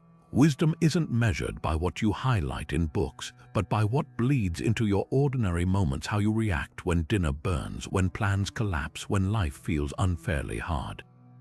The Stoics didn't write these words for emperors alone. They wrote them for anyone willing to show up daily and sculpt their character through deliberate action.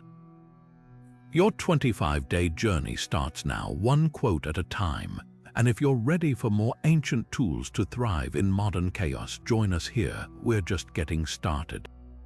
Remember, the quotes themselves aren't the transformation. They're the chisel, you're the marble. Now let's see what masterpiece emerges.